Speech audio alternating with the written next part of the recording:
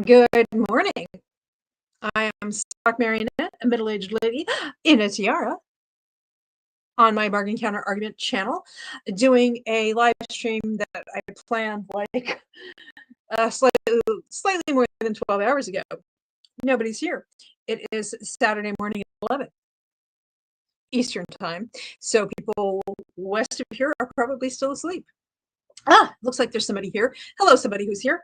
Yeah, it was kind of like a last minute thing. So there may be people watching back later, in which case, hello, people watching back later. Nice to see you. Barkity, guess what? It's Wyoming and silly. Guess what, silly? I have this cart next to me featuring the stuff that I bought recently at library sales and whatnot. Stacy's here. Hey, Stacy. Greetings from Connecticut. And I have this whole cart, and look. Okay, there's the cart, but look who's right on top.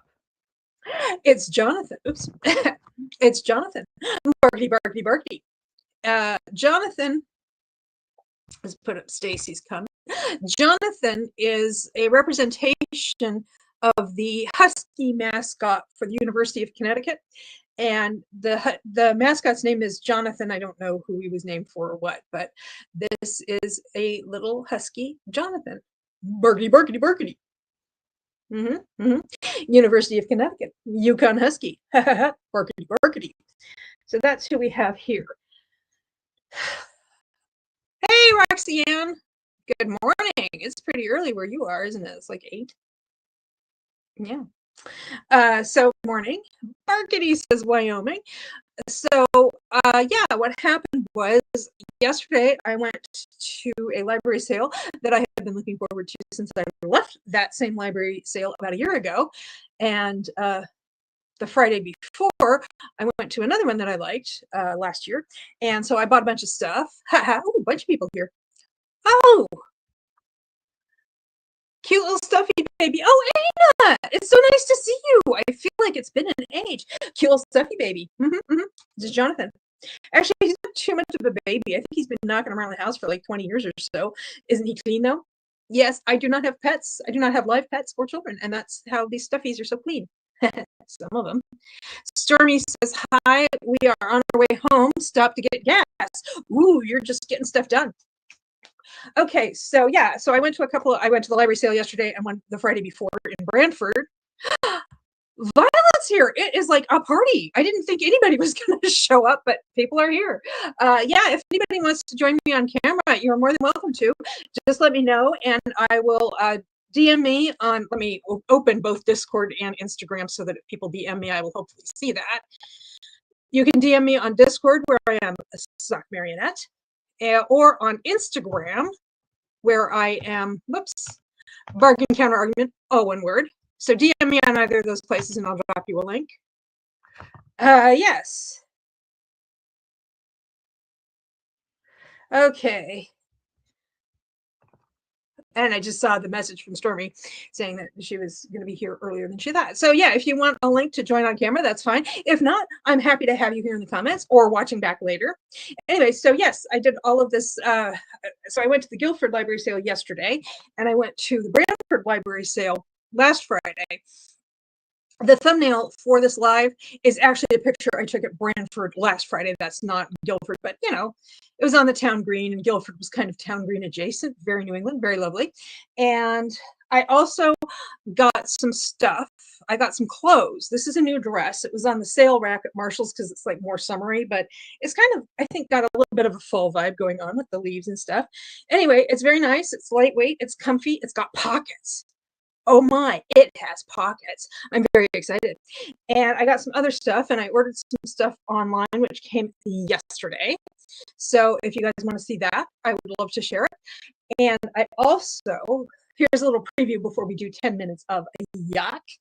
And that is, I got a case for my new Paperwhite Kindle. And it is this. It is a composition book. It looks like a composition. Oh, wait, this is the side I should have it on. It looks like a composition book, and it opens like this, and it folds back. There's a strap here, so you can hold it more easily, except that I don't find it works very well for me. Yeah. that wasn't as helpful as I thought, but it also does have this little kickstand, so I can rest it on something if I want. I would have liked it better if the strap were on this side because my hand's not really. I have little tiny baby hands. I can buy my gloves from the kids department. So I have, yeah, that doesn't really, yeah, it's better than not having a strap at all. But, and Wyoming says pockets are the best on a dress. I know. I like the dress even before I realized it had pockets. And this is maybe a little bit TMI, but hopefully it is. Hashtag a relatable. I went shopping on Thursday. I didn't feel all that great, and I was feeling like kind of bloated. Oh, the sun is just like doing its own thing. That's why I'm kind of variable lighting here. I'll fix it during the for a 10-minute sprint. And it and I was feeling just like kind of bloated and not great. And I was just like, ugh. It's just like I was like, ugh. And I was like, yes, I'm going to try this stuff on, and if it fits when I feel like this, then it will fit no matter what. So I was basically trying it on when I just wasn't feeling super great and was like I said, I was kind of bloated.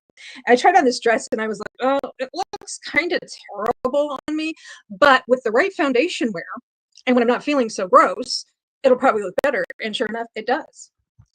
Let's see.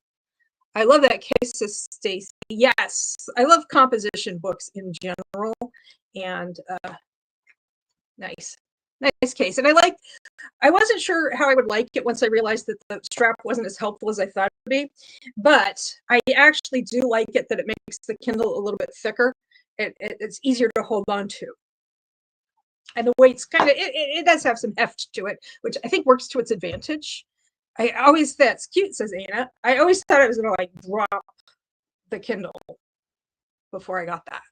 Cute dress, says Roxy. And love pockets, love Kindle cover.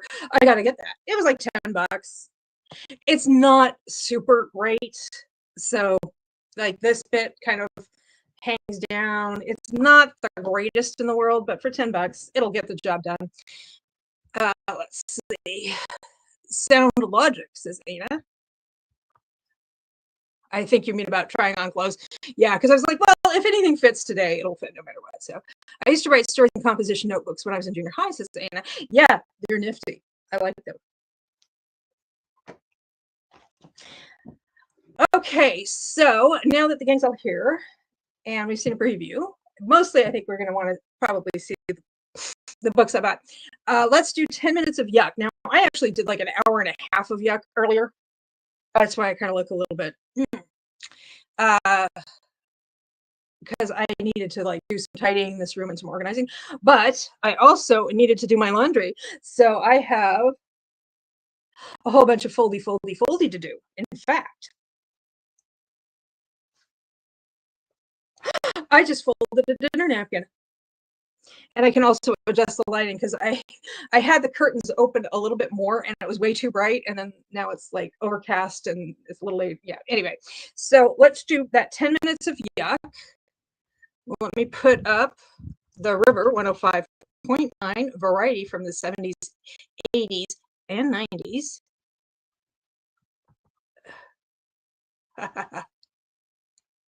Ooh, they're playing Tiny Dancer by Elton John right now, according to their thing.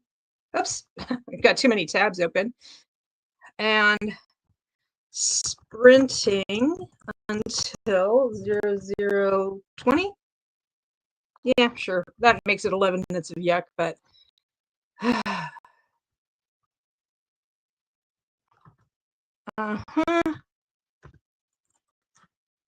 Geez Louise, I'm having trouble. Well, by the time I finish like fumbling around the keyboard with this.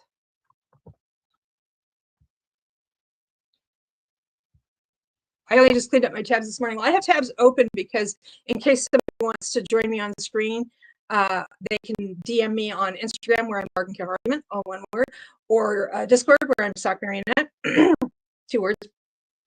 And I will send them the link so that they can join me on screen if they want to. So I'm leaving them open so that I'll see that if somebody gets in touch with me. So that's not how I normally do this, but I want to be able to respond if somebody does. Okay, so I will see you in about 10 minutes.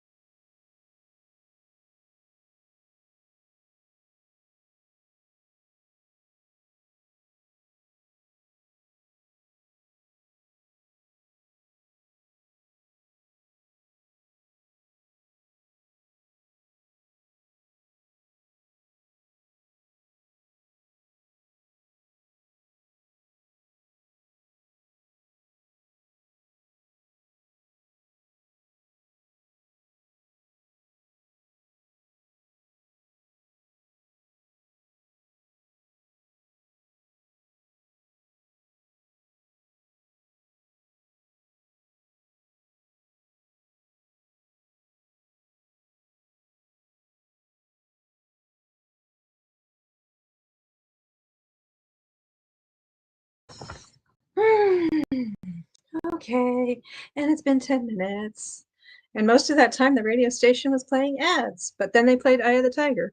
So, yes, had a little Dean Winchester moment. So, I actually did some more tidying during that 10 minutes of yuck.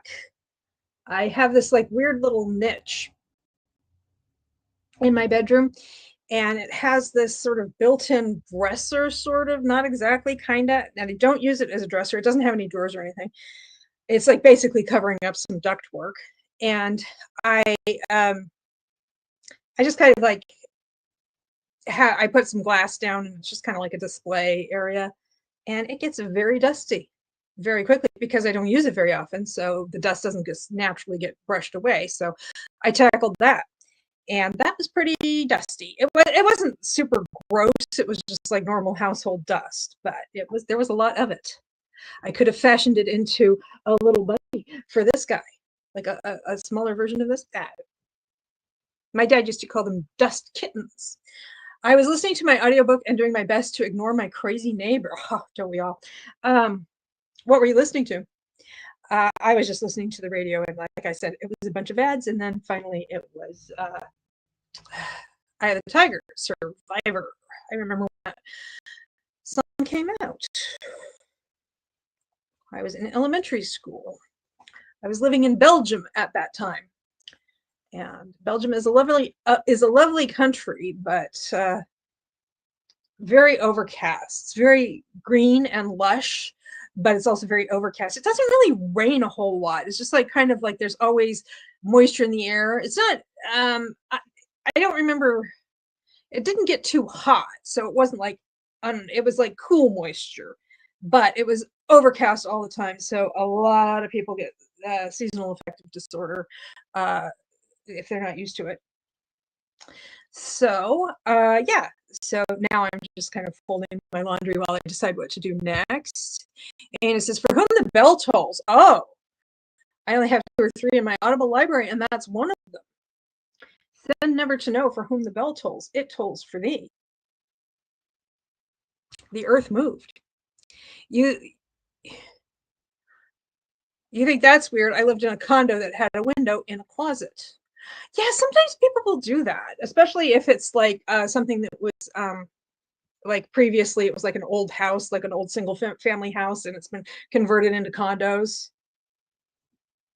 Sometimes like what used to be a bedroom gets converted into like a walk-in closet and a bathroom, and you end up with this awkward window in a weird place. But if they built it new like that, okay. Oh, and this means Gwen is here. Oh my goodness. I just totally spaced. I was like, oh yes, Gwen is saying a thing. And then I was like, oh, I didn't realize she was here. And I'm glad to see you, Gwen. Nice, nice, nice. And so yeah. So I have clothes that I bought that I can show, and including the dress. And I have books. So many books. All the books. So do people want to see some books before the next sprint? Oh, by the way, now that once I get my laundry put away, I don't know what I did with my Kindle in my spiffy new Kindle cover. Where did here it is. I will be reading on Kindle an arc that I have for a book that's coming from HarperCollins, I believe, on November 11th. There we go. Let me see if I can get you a nice picture of the cover.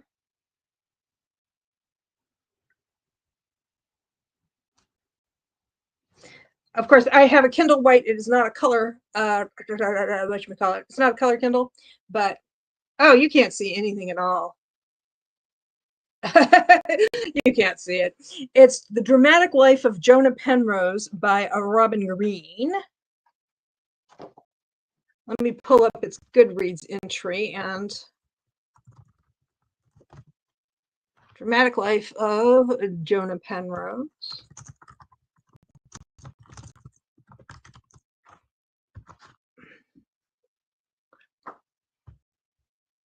And the blurb for it is, I I thought I had my glasses here. Red, White, and Royal Blue meets the theater world of London's dazzling West End in this nuanced queer debut romance in which a fake dating publicity stunt between rival co-stars results in romantic sparks neither of them expected. And let me just see. Books. This is Ada. Books, says Wyoming. Been waiting all morning. Okay, well, yeah, Dramatic Life of Jonah Penrose. It's okay. I think I probably would have DNF'd it if I weren't reading it for review, but that's maybe a good thing that I persisted because it's just like about 40% of the way through, it really starts to pick up. But up to then, I was not really enjoying it very much. Okay, so we have I'm going to start with mass markets. I don't have everything I picked up at Brantford because a lot of that's already been shelved. I was on top of it. Let's see.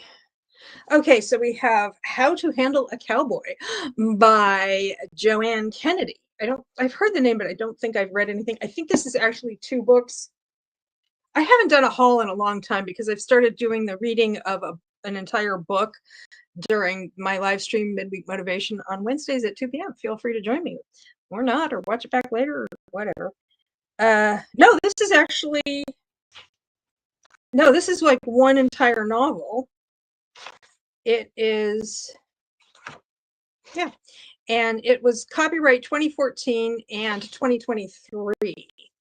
So, and it's almost 500 pages long, and it is contemporary romance. His rodeo days are behind him, but his future is starting to look bright. It's so bright he's got to wear shades. After a serious injury ends his career, rodeo cowboy Ridge Cooper needs something new to look forward to. Eager to find an outlet for the energy he's always devoted to his sport, he offers to teach rodeo skills to the kids at Phoenix House, a local group home for foster children. When he meets Sierra Dunn, Ridge knows the 2 of them can give the kids at Phoenix House a bright future. So it sounds like he had a career-ending injury in the rodeo, but he's relatively cheerful. Nice. Social worker Sierra Dunn has been sent to work at Phoenix House, exiled to the remote town of Wynot, for blowing the whistle on her boss. Ooh, it's a punishment posting. Her only goal is to prove herself and move on, but she can see from their very first lesson that Ridge has a special kinship with the kids. I did just now registered that his name is Ridge. Is that a ridge under your trousers, or are you just happy to see me? Oh, it's your name. Ooh, sorry, I said something. And she can't deny the attraction she feels for the gentle cowboy. When she discovers he's aimed his grit and determination toward creating a permanent home for the foster children, Sierra will have to decide whether she's ready to make Wynot, Wyoming her forever home, too. Foster fail. All those kids get to have a permanent home, and presumably she'll like realize, oh, anyway. And then I have something else. This is like a paperback that was turned into a hardcover to make it more sturdy. And you might have had books like this when you were in high school. And this is, in fact, a de-accession book that was part of a Waterford High School English department. And it is Main Street by Sinclair Lewis, which was originally published in 1920. I really like Sinclair Lewis, and Main Street it's not my favorite Sinclair Lewis book, but it's up there. So, yeah. You're like, get to the kissing books, get to the kissing books. Let's see. Oh, okay, this is Catherine Anderson.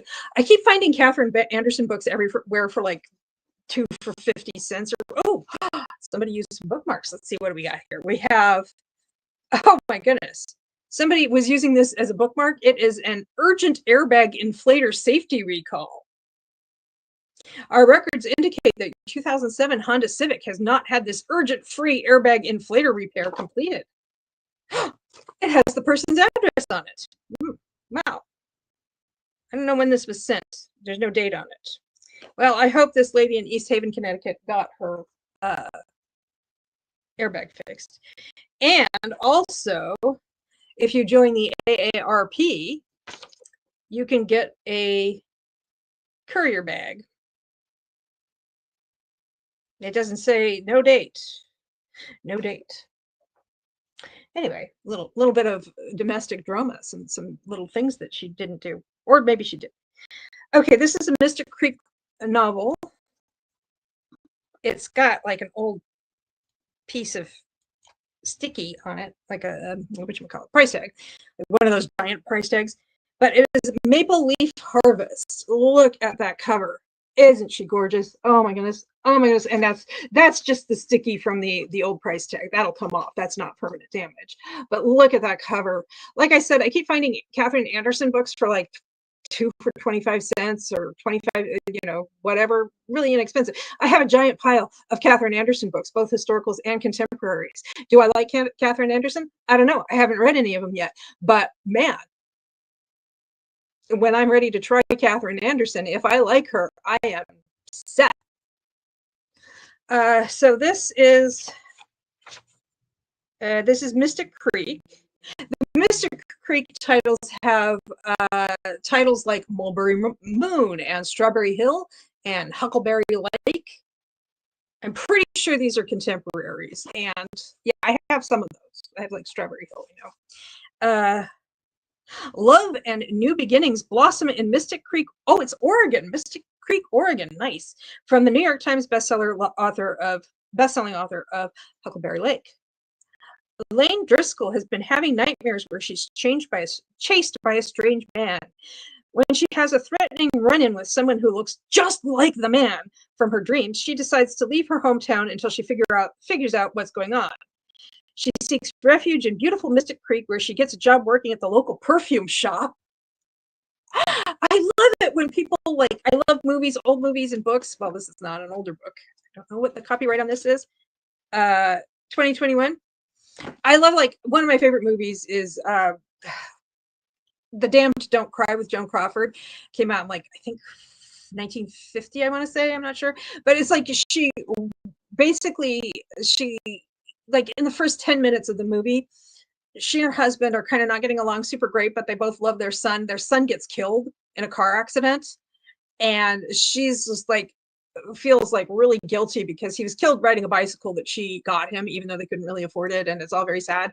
And so she runs away and she goes to a new town and she gets a job in an apartment like that. And I just love it when people just do that. They do a geographical, they move to a new town, they get a new apartment. I mean, they get a place to live, they get a job, they make friends.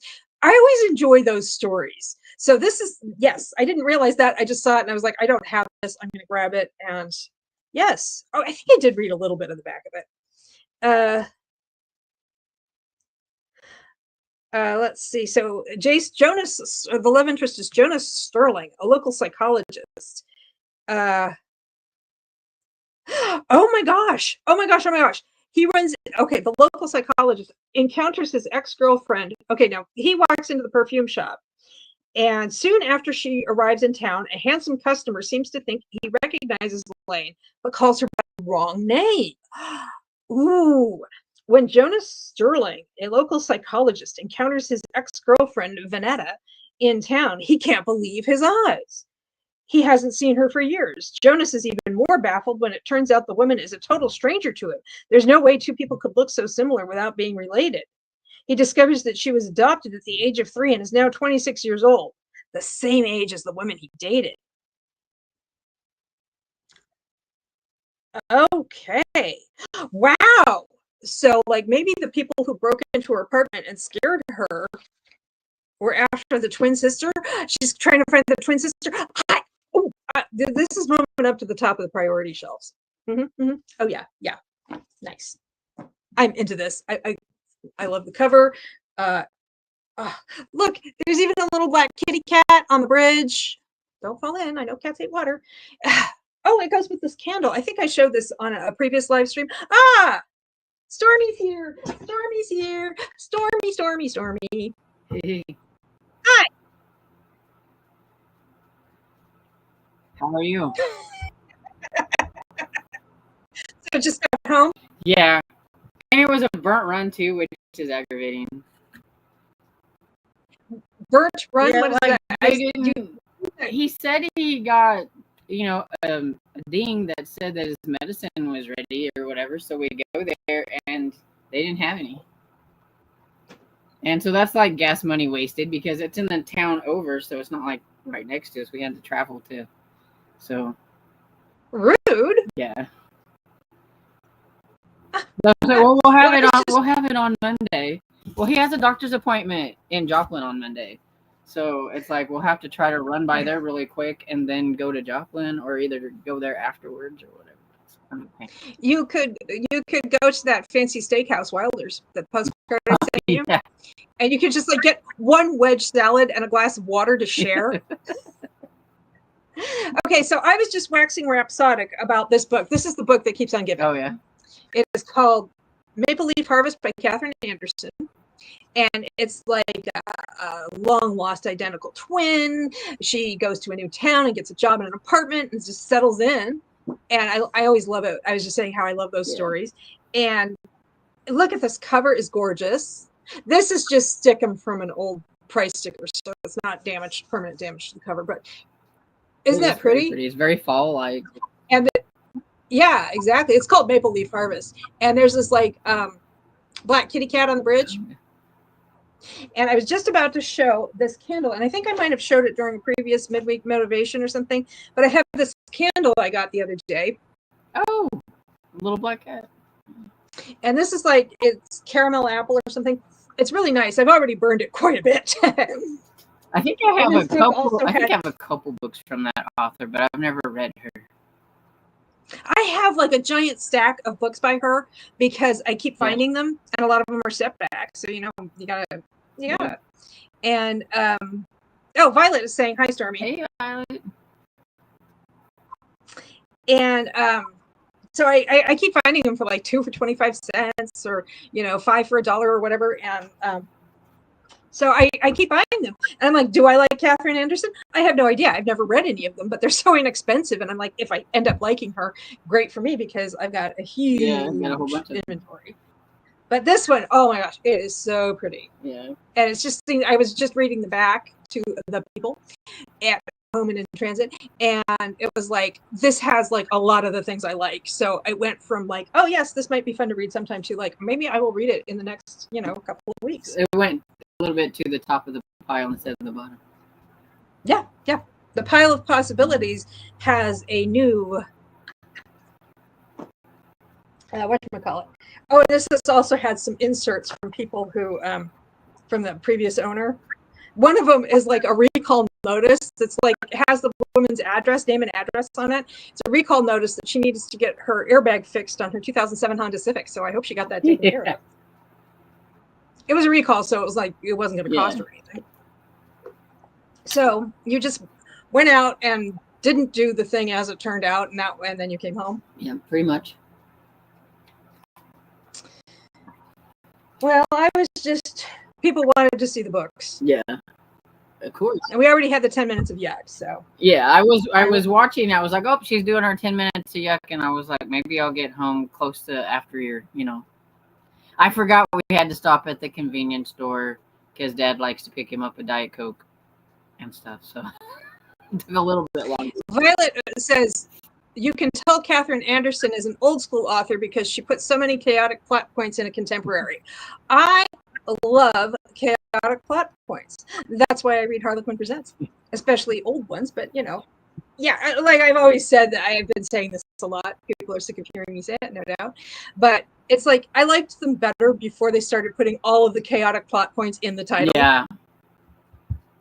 It was more fun when they had these titles like Storm by Vanessa Grant instead of She Cheated on Her Fiancé with the Handsome Pilot by Vanessa Grant. Yeah, like The Billionaire Secret Baby. I mean, well, you know what's going to happen. So The Virgin Billionaire Secret Baby. I'm still gonna write that at some point. I gotta write Virgin Billionaire's Secret Baby. It kind of ruins the whole, like, finding out like what's going to go on whenever they tell you like what's actually. Well, that's the thing though, is that what I like about Virgin Billionaire's Secret Baby as a title and a plot point is it actually invites questions as opposed to giving you answers. It's like, the billionaire is a virgin. Oh, where did the baby come from? Yeah. Why is there a baby? Is it really the billionaire's baby? If the billionaire, how did it happen? How did it happen? Gotta write that. I really do. Okay. Now this is 2 novels, great value. Diana Palmer, a Texas tycoon. I I already couple of have. hers that are. I have like a Christmas one. Yeah, I have a Christmas. I think that's one of the ones that I have. That I have like a hardcover Christmas one, and I set it aside for Christmas. I have a lot of her desire novels that she did. Oh yeah, that's right. This might have at one time Probably been a desire. This is, it's actually 2 books. Texas Tycoon, previously published as Matt Caldwell, Texas Tycoon. Ooh. Well, that just makes me think of Firesign Theater, which is like an old improv group from like ages past, or radio something from like the 60s, I think. And they had this character that they called Rex Dart, Eskimo Spy. So it's like Matt Caldwell, Texas Tycoon. Is he any relation to Rex Dart, Eskimo Spy? When they changed the title like that, is that because they got their rights back and they have to change the title and it can't be the Harlequin title anymore? I'm not sure. I will look into it.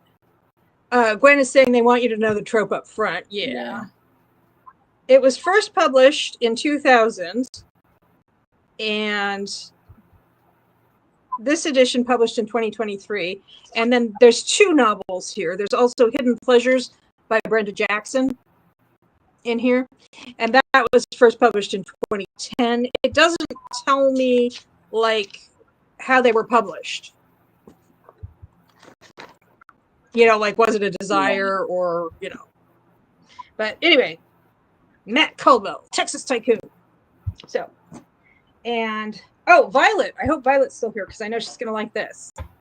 I picked up a couple of Amanda Quick. I think it's Burning Cove series, which is the 1920s in California. And they have such pretty covers. And I have The Lady Has a Past, which I have read and enjoyed. And Tightrope. Amanda Quick, who is also Jan Krantz and some Jane Ann Krantz. And as Amanda Quick, she also I said Jane Castle. Jane Castle. All those other names. Jane Castle. I have some of her Candlelight Ecstasy romances. Jane Castle. I did a 2 on Tuesday with her, the Jane Ann Krantz one, and did all the she's this, and this, and people were like, "Oh, I didn't know she was Amanda Quick." She's all of the things. Gwen says the author may change the title because they hated the original. Yeah.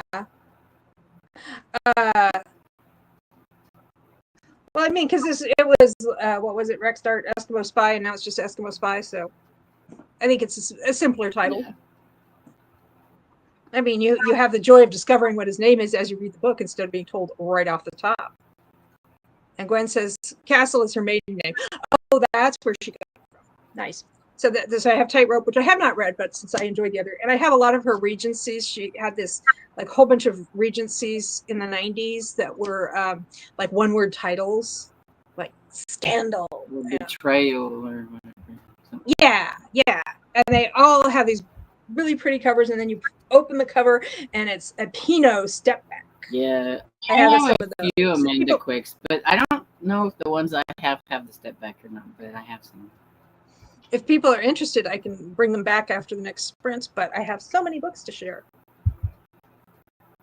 Violet says the billionaire had amnesia after their one-night stand. She thinks he ghosted her, so she doesn't reach out, and he doesn't remember her. They have to get married because of some dead person's will. That's a good one. I think I can't remember why I had that. Can be your take on it, Violet. We could have like The Virgin Billionaire's Secret Baby by Violet Cat, The Virgin Billionaire's Secret Baby, Steve's Story by Sock Marionette, just like different people writing the same trope. Because I don't remember exactly, I have it written down somewhere, how it was that the Virgin Billionaire had a secret baby. We all should write the same. It wasn't the same as this, so we all there should are actually possibilities. Write the same thing under the same title, but everything will be different. See what everybody's different take is on. Yeah, because Violet has a lovely summary here. Yeah. But I had something different. Violet says, Burning Cove, yes. They're actually 1930s. Oh, I was thinking it was 20s. 1930s Hollywood. So fun. I've read Tightrope, but not The Lady Has a Past. That's next on my list. Well, it's like Hollywood. They're kind of like near Hollywood, but on the coast. So they get Hollywood actors and actresses, but they get other people too. So I think it's supposed to be kind of like Newport Beach or something. I don't know, Huntington Beach. I'm not sure, but I mean, it's not a real place, sadly. Oh, okay. And now, are we ready for this? Fuel for Fire by Julie Ann Walker. I've heard this name before. I don't remember what people had to say about her, but I saw this book and it was 50 cents, so I got it. And look, dude on the cover. It's a motorcycle club romance. The Modern Outlaw.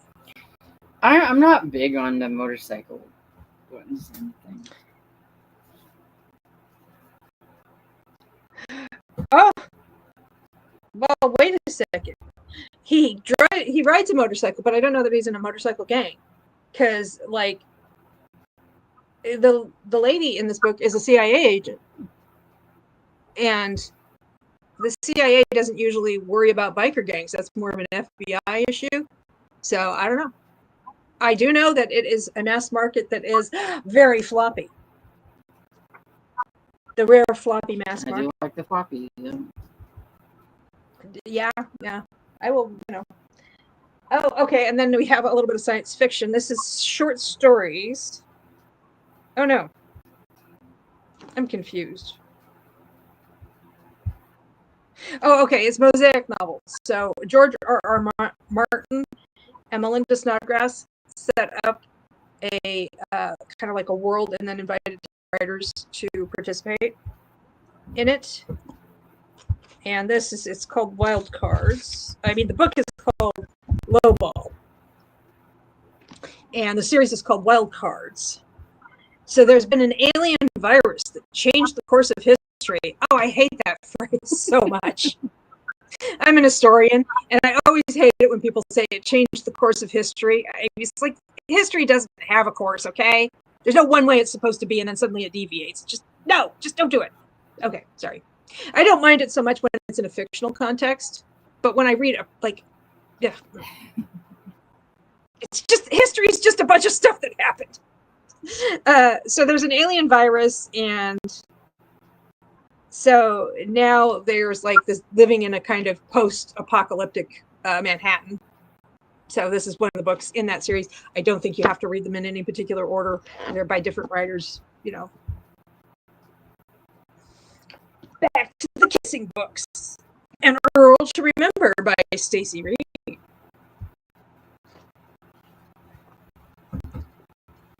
Yeah, it's basically a resort town near Hollywood, Violet says. Yeah, that was my understanding.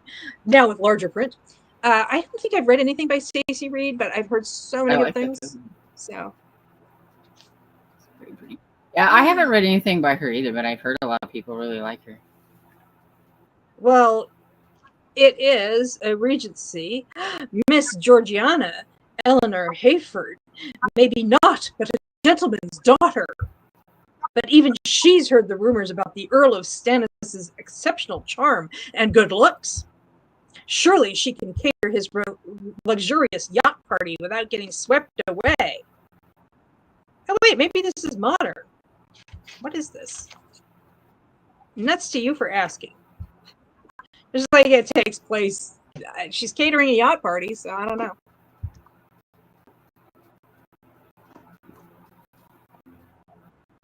Well, it's all this dashing Earl. It sounds very, very Regency, but I'm not sure exactly what's going on here. But I have the link. Dashing Earl. Yeah, Violet.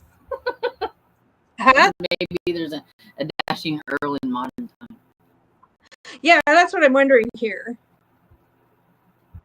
But apparently, it is Overboard meets the Duchess. So she's like, they're going to end up in a place and she's going to have amnesia. And he's going to be like, you're my wife. Take off your shoes and start, making lasagna. Oh yeah, Violet was saying that she has the last book from Julianne Walker's Black Knights series, Built to Last. I don't know if this is a Black Knights. Yes, this is the Black Knights Incorporated. Yeah. Maybe it's private security and they just ride motorcycles because riding motorcycles is fun. I'm given to understand.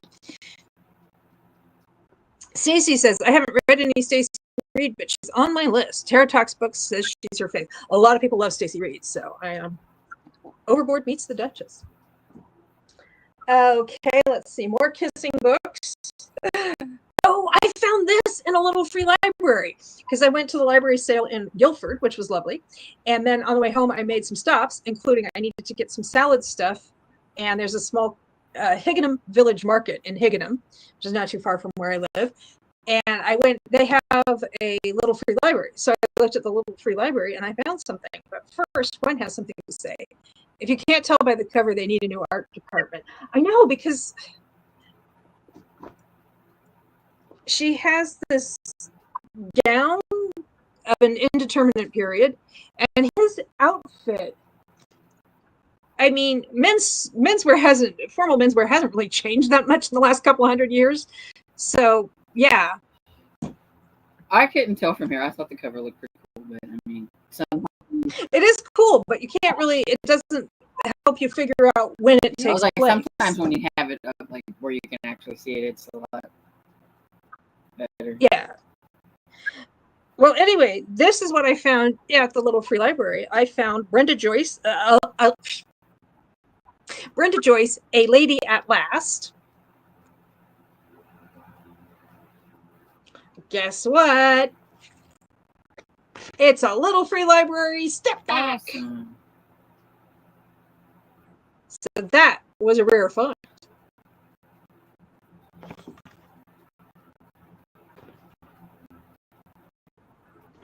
Pretty. And this is Amanda Carr has been raised as a pirate's daughter. And so a gentleman privateer is going to My Fair Lady her during a voyage where they're going to London so she can be in society. So, okay.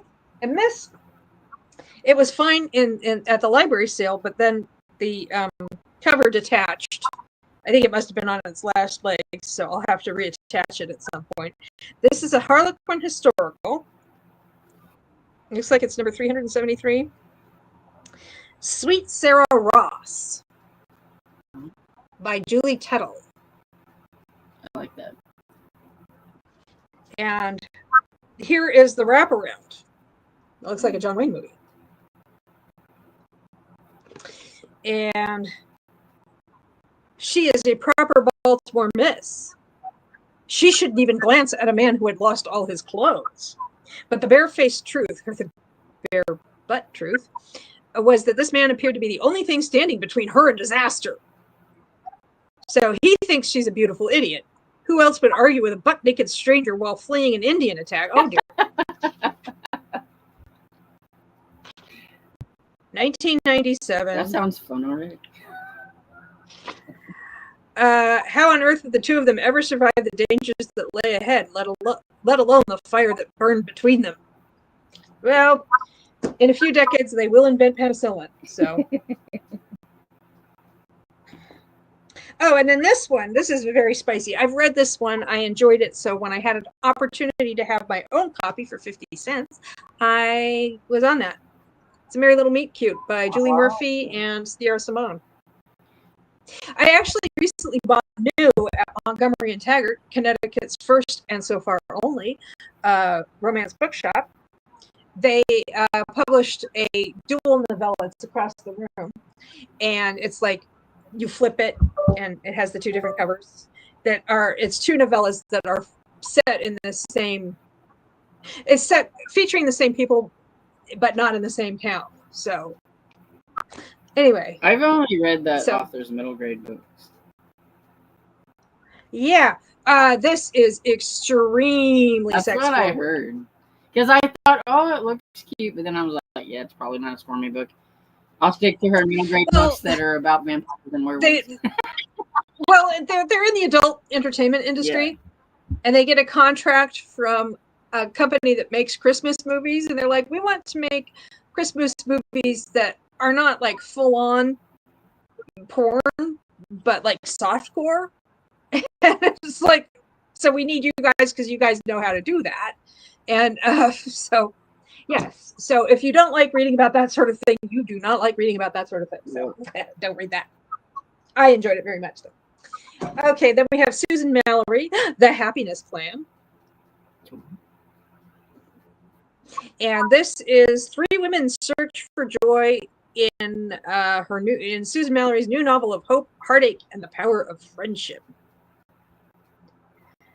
So they're like, I think these ladies are kind of like sliding toward middle age. Heather, she's got a broken relationship of some kind. I don't know if it's a marriage or just a long-standing romantic entanglement. He gets serious with someone new, and she has a plan. More connections will hold her together while her world falls apart. So she finally reaches out to the stranger who might be her dad. And then her friends are also having their own issues. So they're just like using female friendship to get them through the tough times. Love to see it. And then, another floppy mass market, The Season by Sarah McLean.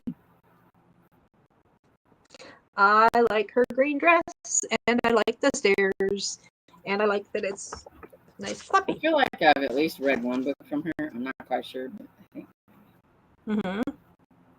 Lady Alexandra Stafford. She's 17 years old, and she doesn't fit into the world of Regency London. She's strong-willed, sharp-tongued, and she absolutely loves dress fittings. You know, like there's so many of these Regency protagonists who are like that I'm like, yeah, you guys should just form your own like counterculture or subculture, and you'll be fine.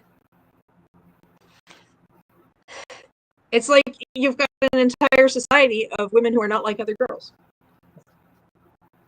And finally, on the mass markets, Diana Palmer. It is another 2 novels, great value. Oops, there's a comment here. Violet says, The Season is McLean's debut.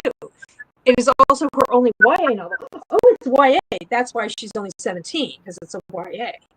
Cool beans. Thank you for the info. This dress is not really giving me Regency vibes. It's just not.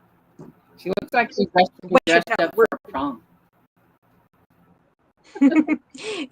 Gwen should give the Regency, the art department, a piece of her mind. So this is Rogue Stallion, Diana Palmer, and the bonus novel is by Mona Schroff, and it is Rogue Stallion and the 5-Day Reunion. Okay, now Rogue Stallion was published in 1994 by Harlequin Enterprises ULC, which is also, this is a Harlequin reissue. So 5-Day Reunion was published. Okay, so this book, this is a 2023 republication of Rogue Stallion from 1994. The 5-Day Reunion was just from a year earlier in 2022. So. Yeah, I feel like they do that a lot. They'll have like an old one with like a newer one, and maybe the newer one is like a newer author, so they're trying to get somebody to read that one by putting them with somebody that's popular. Well, yeah, because this is Mona Schroff, with whom I'm unfamiliar, but the other was Brenda Jackson, and I think she's fairly well established, isn't she? Yeah, I think so. Okay, so those are the mass markets.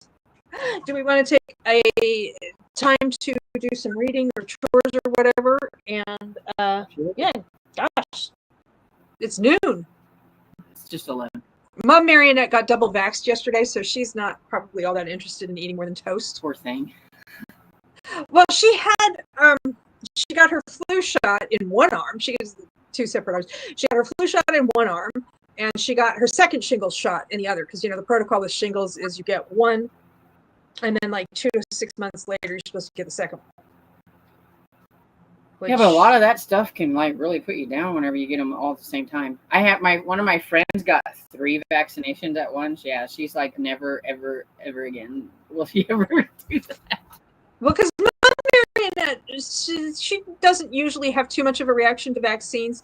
The first time she got, I think it was the first round of COVID shots, and it was not the first shot, but the second one, she just like slept for an entire weekend. And she said she thinks maybe that was also contextual. Like, after so many months of lockdowns and so on, and just stress about what was going on, and to be like, oh, and hearing how people were suffering with COVID and long COVID and dying, especially older people in her age range, and then just getting vaxxed and just the relief of having that taken care of was probably partly informed the 2 days of just like, I know that I made Jell-O in advance, and she's like, I don't know that you need to do that. And then I just like, she ate all the Jell-O. So, okay, so I think I want to do a sprint because I need to check with her to see if she is ready for lunch. I don't think so. It's a little early. And then when we come back, I can tackle the trade paperbacks and hardbacks. Yay. Okay. I also got some clothes. I don't know if people want to see those, but including this dress, which has pockets. I was very excited about that. And so, yeah, let's go for 45 minutes, say. Okay. That gives everybody time for whatever. So we are sprinting. Oh, boy.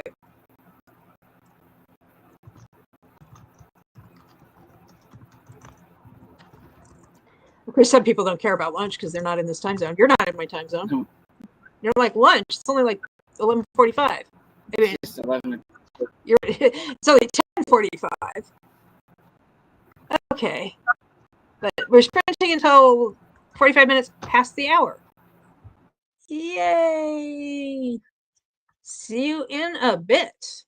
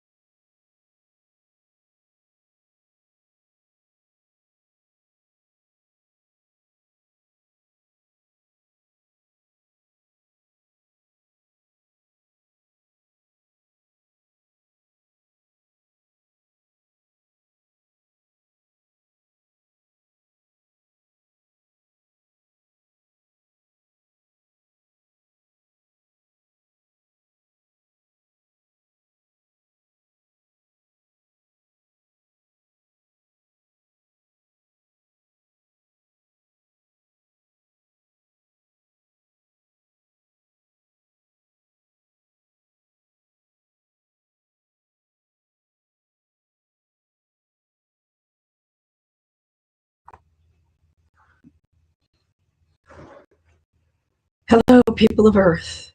Hello, people of Earth. I am your local middle-aged lady in a tiara talking about books with Stormy. I'm getting a little echo of myself. Storm? Oh, what? I was getting a little echo of myself. I didn't hear anything, but Oh.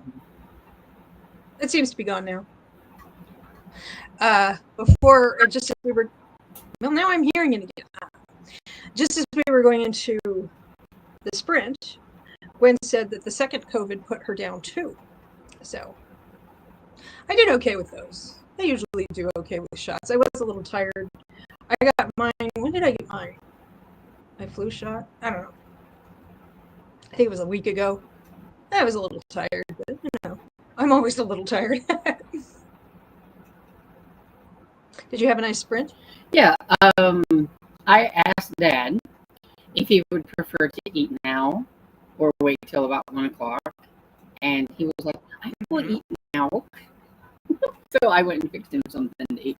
He eats earlier than I do for like breakfast because he gets up earlier than I do because I didn't eat breakfast till like 8:30. So I'm like, I'm good for a while now. But I know he usually eats about 6 o'clock in the morning. So usually he's good to eat early. So I fixed him. We try to eat around the same. We usually try to eat around the same time so that we, are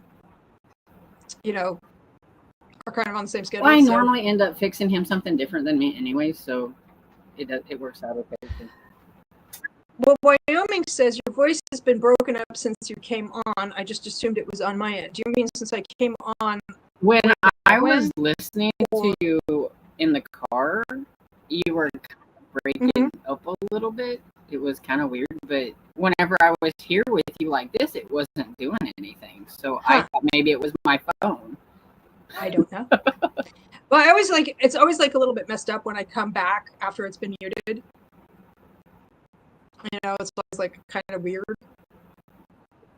That's why I always like try to whisper because it sounds so loud. I try to whisper a little too because I don't want to scare anybody. Because a lot of times if you're like, "Hey, how'd you do?" and everybody's like, "Ah!" What just happened? What is? Well, it was like the other day when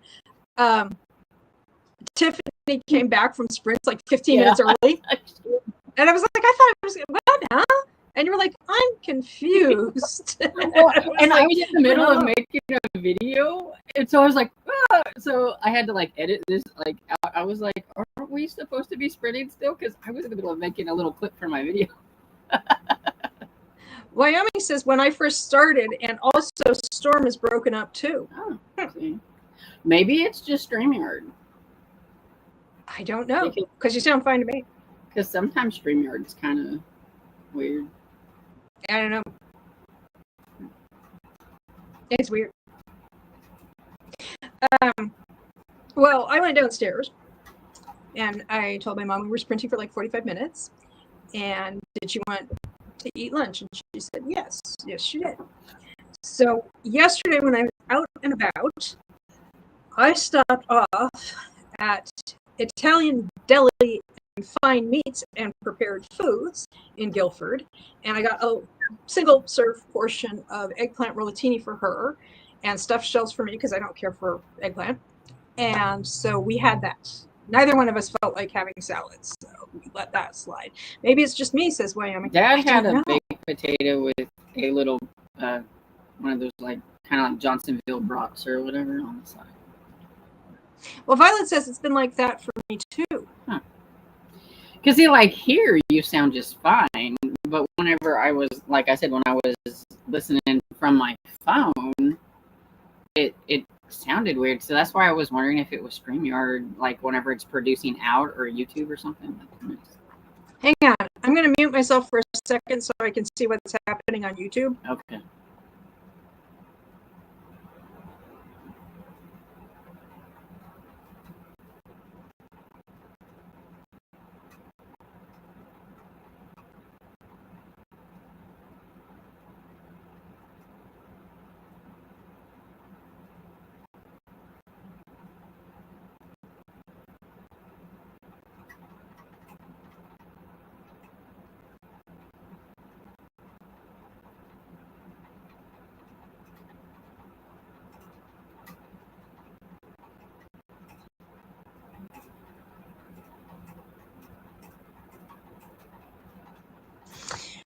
Okay.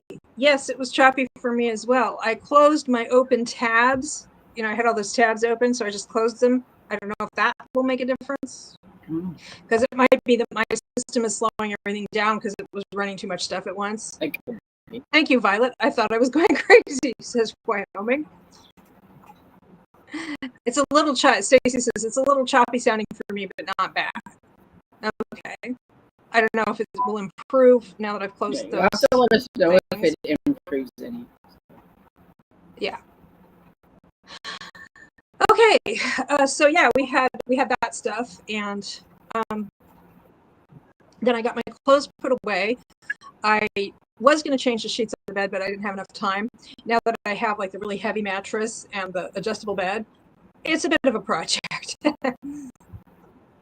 I usually need a nap afterward, which is fine because I have clean sheets on which to nap. But I didn't want to push too much, try to do too much on that. Now I'm going to mute you again and go see what YouTube has to say about things. Okay. See if it sounds any better.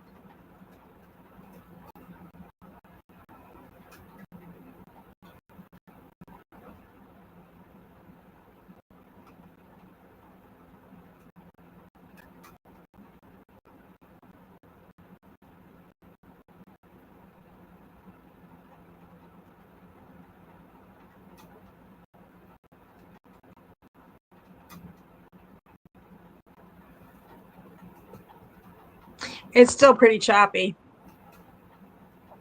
I don't know what to do about that.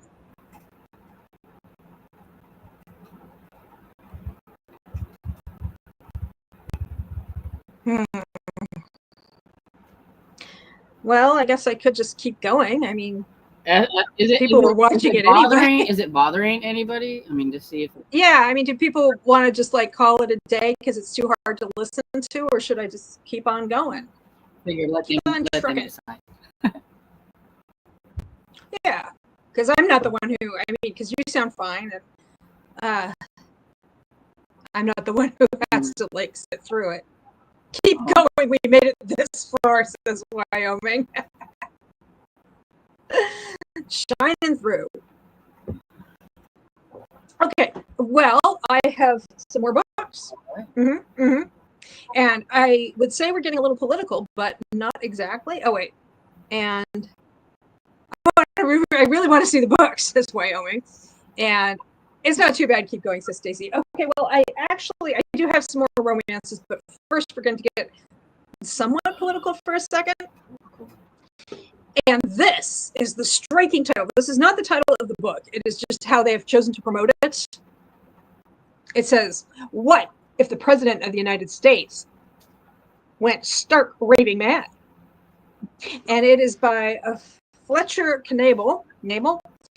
And he wrote 7 Days in May. And this is a reprint of a book that was originally published in 1965. And it's called Night of Camp David. And this senator gets called by the president to go out to Camp David. And the president is just like totally melting down, raving about his enemies and conspiracy theories and so on.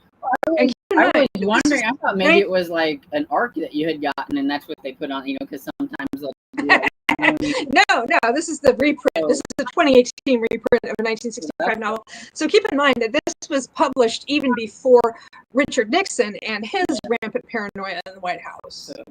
So this is not aimed at any particular, it's like a what if. It's not aimed at any one particular individual, so like a fictitious president. He probably, I'm guessing, doesn't have a political, that they probably don't say anything about like what his party affiliation is, or even like, you might be able to tell from some of what he says, like where he is in terms of left or right, but it doesn't really matter because the point is like, what is this guy going to do when he is confronted with this total meltdown from the president? Does it kind of like maybe like an action suspense type novel or something? Well, like a political thriller, because this is the guy who wrote 7 Days in May. Yeah, which was a political thriller. Yeah, and this guy is a senator, so he's not even in the cabinet. I haven't really read too many political thrillers, so.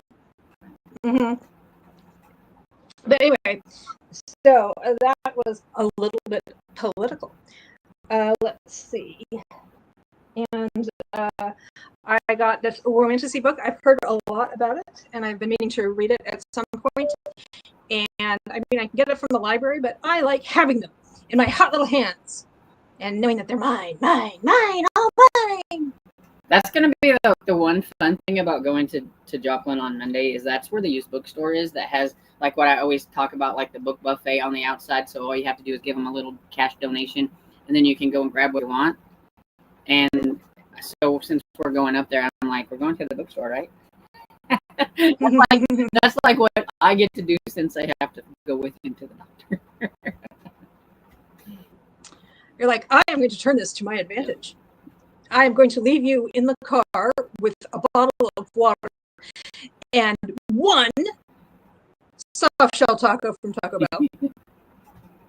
And if you're lucky, I will crack the window. Yeah. And he does usually, if like, it's not too hot, he does usually sit out in the car and wait for me to get in. So. Well, I mean, you do it too for him too. Yeah. So the like, books aren't his thing, and so yeah. So, well, I mean, if they had DVDs, or he'd be all over that. Well, maybe if they had some good comic books, because he needs pictures. Oh yeah. He used to love like the old comic books. He kind of bailed out of like the comics when they started putting cuss words in.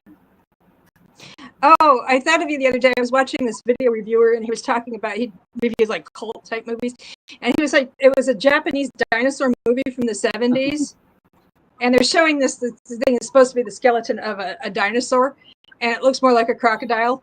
And he's like, hey, I think you made a laugh. He says, the reviewer goes, I think they made a wrong turn trying to get to Lake Placid. And I was like, yes. Okay, so I got The Cruel Prince by Holly Black. It is, like I said, it is mine. That was very popular at one time, yeah. I know. I've heard people talking about it, and I'm going to read it. So are you a big Fae person? Do you like Fae books? Am I what? Are you a big Fae person? Do you like Fae books and stuff a lot? Sometimes. Not always, but sometimes. I don't read it very often, so when I do read it, I usually enjoy it because I don't get overloaded on, I've never been a huge like Fae person, but I'm okay if they're like in the books that I'm reading. Like during the sprints I was working on Ghost Story by Jim Butcher, so it does have like Fae and stuff, but it has all kinds of other creatures too. So, well, the thing is that for a long time, I had some confusion on my books, not my personal books that I own, although I now own them both, but I was always getting these mixed up, and that is Cruel Prince by Holly Black and Brutal Prince by Sophie Lark. Two very different books, probably, right? My understanding is that yes, they are. Us dizzy. She is making us dizzy. I should do a vlog where I like read 20 pages from each book. And try to do like, okay, so let's see. And let's see. I also found this. I think I found this in Branford, Connecticut last week. I mean, it's another town on the shore. It is like literally next to Guilford. Oh, which is hilarious because I went to Branford a year ago. They do an annual sale, not like every 6 months or whatever. It's just like once a year. They put a tent out. That's the picture in the thumbnail is Branford.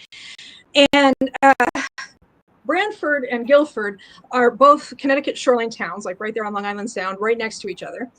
And I went to Branford, and I don't know, I was chatting with the lady while she was helping me with my books, and I said something about coming down from Middletown. And she says, oh, I'm glad you came down. And I said, oh, well, I've been looking forward to this sale ever since I left it last year. And I said, this one and next week, Guilford. And she goes, oh, well, Guilford. We have more books than they do. So I went to Guilford and I conducted a little social experiment. I was in Guilford when she was helping me with my books. I said something about how I had been looking forward to the Guilford sale ever since last year, which is true. I mean, I'm not lying or anything. And I said this one and Branford last week. And she goes, oh, our books are in better condition than Branford's. So it's like, we have a better sale because our books are in better condition. Competition. They're like, come over here. I went to both. Well, I was very excited because last year I got Raggedy Ann and Andy, because they have like a few little miscellaneous items, but it's mostly like they do have books, games, puzzles, but they don't usually have toys. But last year I got a really cute Raggedy Ann and Andy, and I was hoping I might find something like that. I found lots of other stuff, but this is something I got from Brantford, and this was somebody's Book of the Month club, The Attic Child by Lola Jane. And this is one of those that takes place in like two concurrent timelines. Like it is a riveting dual narrative of love, loss, and identity, centering on two children separated by decades who, bound by a secret, find themselves locked away in the same attic years apart. So one is in the early 1900s, and the other is in 1974. So our library, if they're going to have a library sale, it's usually in October. So I need to go and look and see if they have anything that they're like advertising, because usually it's in October. Well, I find them, I mean, of course I live in Connecticut and we're pretty densely populated, or just dense, I don't know. But so it's like we have like 167 towns and probably more libraries than that. And they're all like, if I drive for more than 90 minutes, I'm in a different state or the ocean. So I go to Book Sale Finder to find them. I think where you live, the population's more spread out. So it's probably like a bit of a hike, but it's one way you can look to see. It's library sales and anybody who lists there. So sometimes it'll be like a church sale or other kinds of sales. The library that like I go to get books and stuff is in the next town over, which it's 10 minutes away. Mm-hmm. It's a small one. It's a county library, and so sometimes they have a sale, and then I guess sometimes if they don't have enough, but they actually keep a rack out like all year long too. Yeah, stuff in and things like that.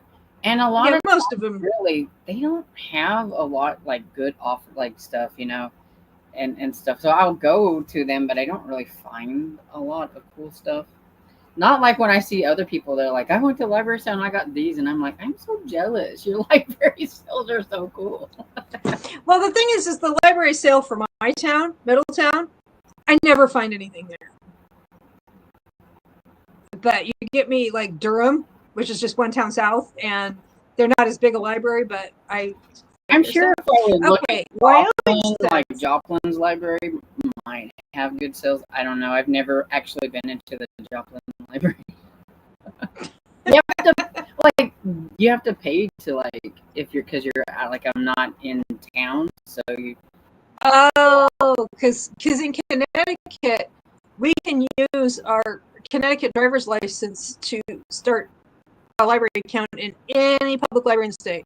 Oh, and some of the universities as well, the public universities. Yeah, unless they changed any. The last time I checked, it cost quite a bit to have an out of resident or whatever card, even though I'm in Missouri too. But I mean, so yeah. And I understand. But I think like their library sales are open to anybody. But like if well, yeah, card. Well, and my understanding is California did the same thing, where like if you have a driver's license, you can go to any California. Sometimes, I don't know about California, I think in Connecticut you have to have a driver's license and you have to have a library card for the town in which you live. And then they just you go to another library and they just use your existing library card to start your account with them. And then you don't have to have like a whole bunch of different library cards, you just have one and done. And I know that I think if you want to use University of Connecticut, I think you have to pay.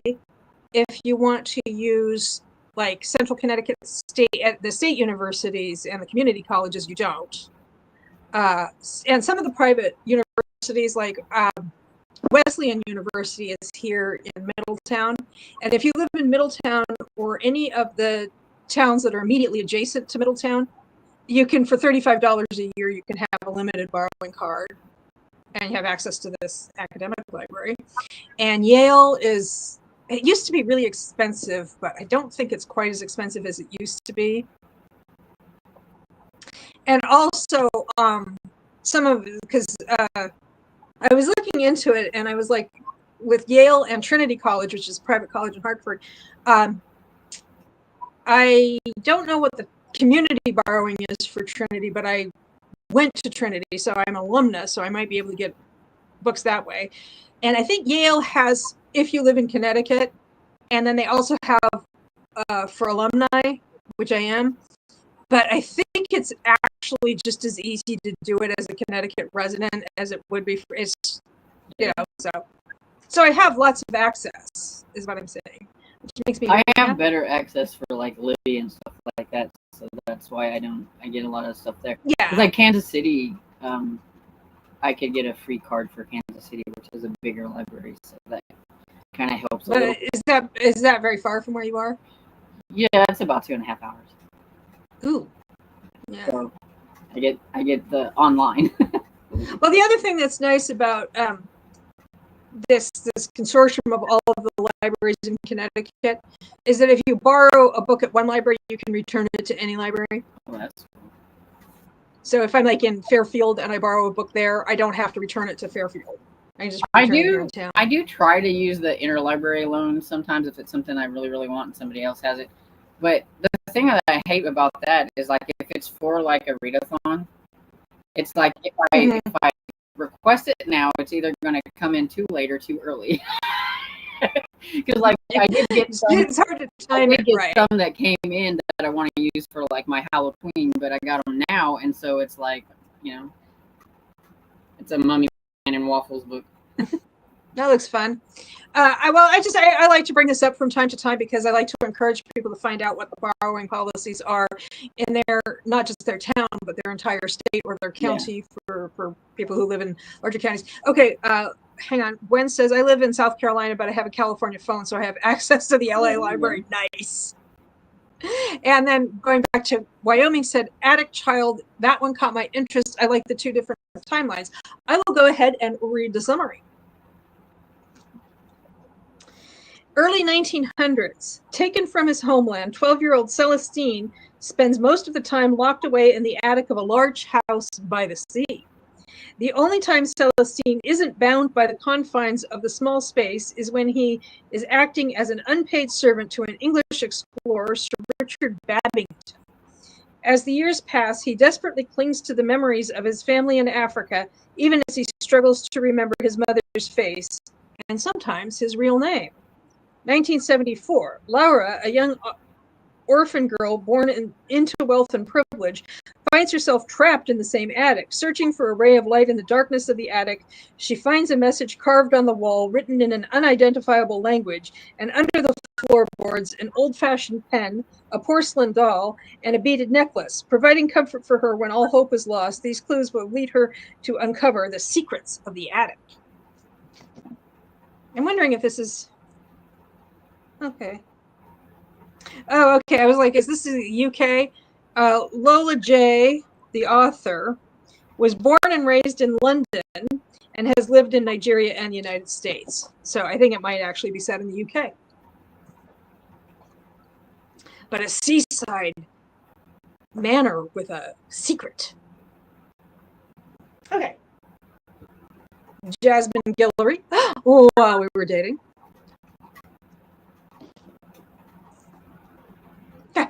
It's about stuff and things.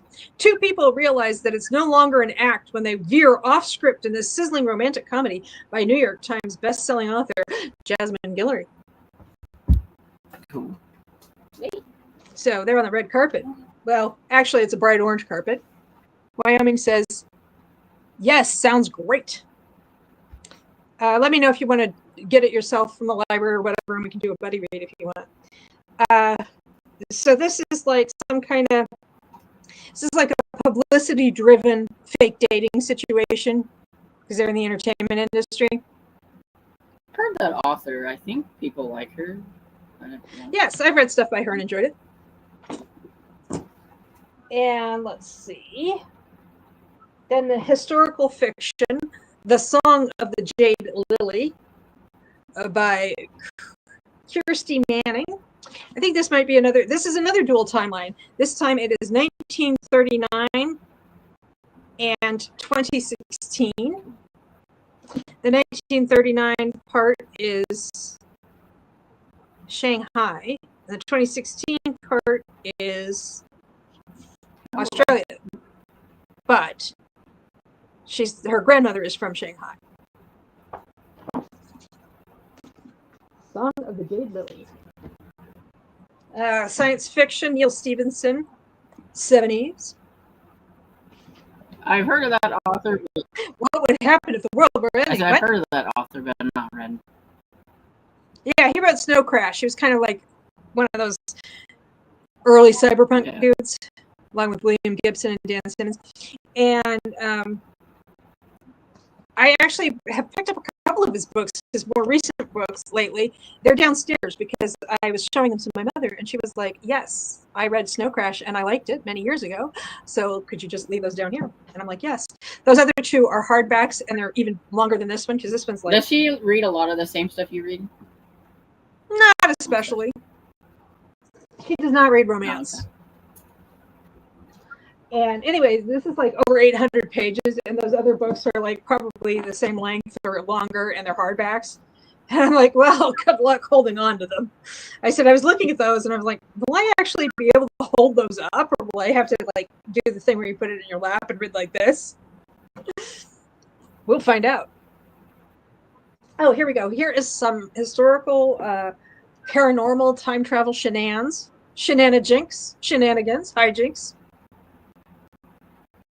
stuff. A Stitch in Time by Kelly Armstrong. Oh, I've heard of that.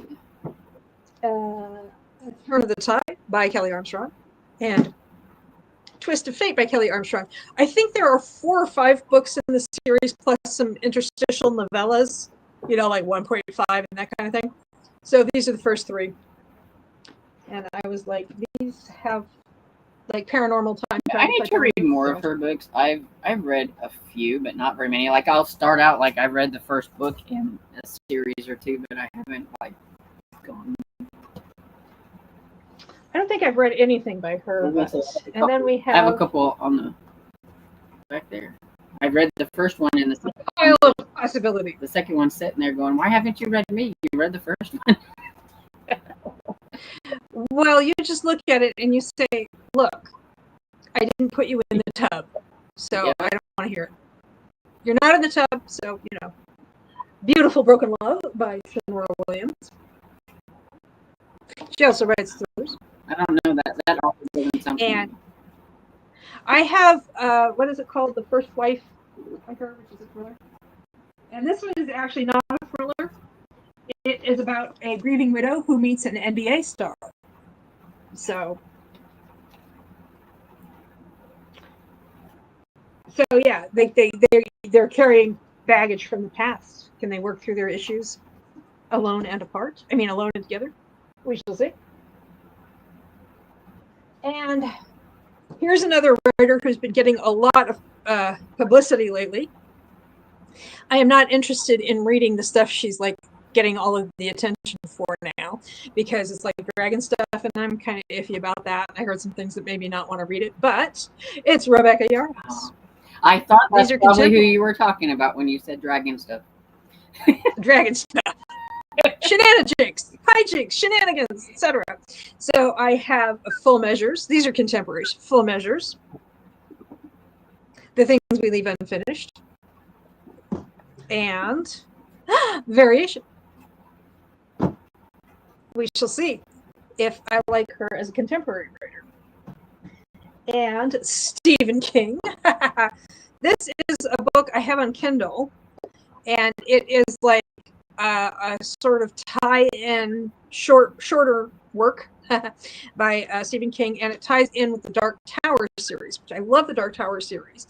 And I have this on Kindle. I didn't have a print copy of it, and now I do, and that is The Wind Through the Keyhole. It's about when Roland was younger. I was going to say a kid. I don't know that you could say Roland was ever a kid, but when he was young. And this is a book I read just a few months ago. I had it out from the library. I read it, and I know it was in May because I used it for a prompt for the Ever After-a-thon that Crystal did, which was May. And that is, and I saw this and I was like, yes, I would like to have my own copy of that book, please. It is A Sure Thing by Joanna Lowell. The early days of bicycling. The prompt it fulfilled was road trip. They're bicycling around Cornwall. That's cool. And Lucy Score, a rock bottom girl. That the author's name sounds familiar, but yeah, I don't know. Yeah, she's enjoyed some success. She wrote the Knock 'Em Out series, and I heard things about her, and I was like, I know some people really liked her, other people didn't. And based on what I heard, I thought I wouldn't like her.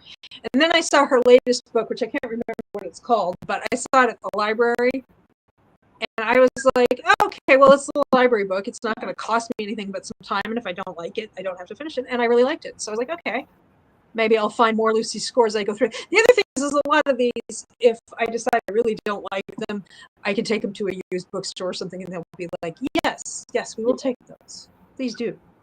Or I can send them to people, from the community and do a book exchange, or just send them out of the generosity of my spirit and heart. Her Name is Night, with a K, by Yasmin Ango. This is a contemporary thriller, I think. Kidnapped from her village, sold into human trafficking. Now she's liberated and lethal. Oh. I've not heard of that author or that book, but it sounds interesting. Well, neither had I, but I was like, you know what? This is a really nice cover. You can't really see because of the way the title is, but if you Google it, it's a very lovely lady wearing a very lovely dress. And a look that just says, don't start with me. Just don't. It's not. And I feel like it's perfect for a prompt of if it has orange on the cover or something. There's like a lot of variations of orange. Yes, it's gorgeous. Violet says, I've been meaning to read Her Name is Night. The cover is gorgeous. It really is. And stolen from her, I don't know. I've heard this both ways. Meaning someone or something from Ghana.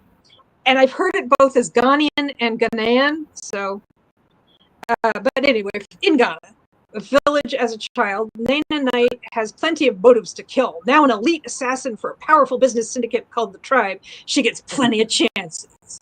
She's like, if you start with me, I will end with you.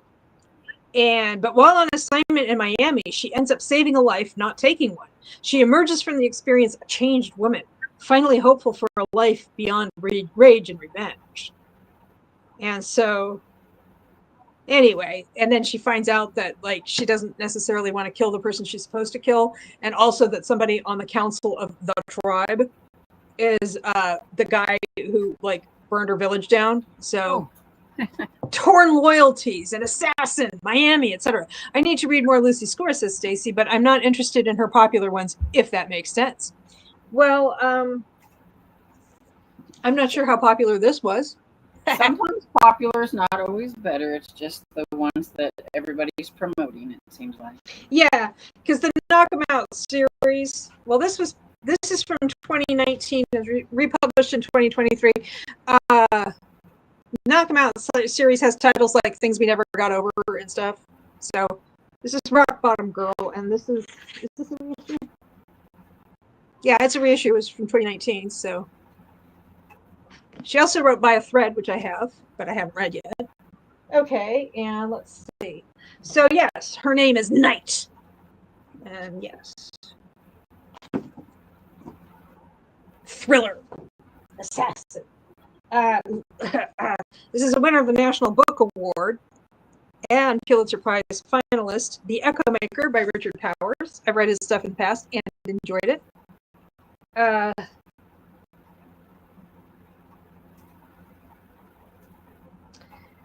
Okay.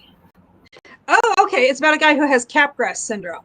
Capgras syndrome is it usually happens to people who've had a stroke or a brain injury, some kind of trauma to the noggin. I think that's what neurosurgeons call it. Trauma to the noggin trauma. And Capgras delusion is they see people and they're like, you look exactly like Stormy, but you're not really Stormy. Or you look exactly like Mom Marionette, but you're not really Mom Marionette. You're an imposter who looks and sounds and moves exactly like her, but you're not her. It's a really, really weird thing. Yeah. And apparently what happens is if you put the people in different rooms and they're talking to each other from different rooms, the delusion doesn't hold. Like when they're just talking to somebody and they can't see their face, they're like, oh yes, I'm having a nice conversation with Mom Marionette. And then as soon as you see Mom Marionette again, you're like, who is this woman who looks exactly like Mom Marionette? She can't be Mom Marionette. She cannot. It's really, really one of those. That's weird how like things make your brain do weird things. Yeah, yeah. So it's like it's a result of trauma. So anyway, this is about this guy, 27-year-old, 28-year-old guy who has trauma to the noggin, and his sister comes to help him recover, but he doesn't think she's really his sister. So he gets in touch with a neurologist, and they're trying to figure out about capgras. Okay. Julie Clark, The Ones We Catch, or excuse me, The Ones We Choose. I haven't read this, but I've read a couple of other books by Julie Clark. I really liked The Last Flight by her. I read it, and I knew because one of the librarians at the Durham Library that I go to a lot, I knew based on the books that they put out, they have like staff picks, staff recommendations, and I knew based on her staff recommendations, I thought she would enjoy The Last Flight. And so I recommended it to her, and the next time I was in the library, it was on her staff picks shelf. So like, she did like it. I was going to ask her if she read it, and then I saw it on the shelf. I was like, oh yeah. So, this was Julie Clark's first book. So this is, it is a compelling read about a young boy desperate to find his place in the world, a mother coming to terms with her own past, and the healing power of forgiveness. In this fascinating exploration of family ties and genetic history. So you have like this person who's like a genetic scientist and like, wait a minute, we're comparing DNA and suddenly the people we thought we were related to were not, or something like that. I'm not sure. It's hard to read because it's black on blue. You see me leaning this way, it's because Dresden's over here. She likes to be. And you see me leaning this way. She likes to see me be beside me, but she doesn't want to be like up here. She is not a jump on your lap kind of dog. She never has been. Okay, well, we're kind of coming to the end of the pile. So do we want to do another sprint? I also have some clothes if people want to see my new clothes. I mean, I was going to ask you, did you like do a clothing change during the sprint? Oh, yes, I did. I was wearing my new dress, the new dress that I bought on Thursday. And then when I went downstairs, we were going to have this stuff in tomato sauce. And you didn't want to get it dirty? Yeah, gotcha. I did not want, it was not spaghetti where it was shells, but it was not tomato-based sauce wearing clothes. And I was also like, I kind of was dressed for a long time this morning, and that's, so I'm in my nightie. That's what I thought. I thought that was your nightgown. Because I've seen you wearing that one before. Well, yeah, because I was like wearing clothes, like full-on clothes and everything earlier while I was cleaning. And then I put on the dress for the live stream, and then I was like, you know what? I'm not going to get... I've had enough costume changes for one day. So it's a nightgown kind of day. Well, it is now that I've gotten the other stuff done. Yeah. Okay, so why don't we have another sprint, and then we'll come back, and I'll show you the rest of the books. Okay. Just everyone like, okay. Why don't we sprint to the top of the hour? That gives us about 36 minutes or so.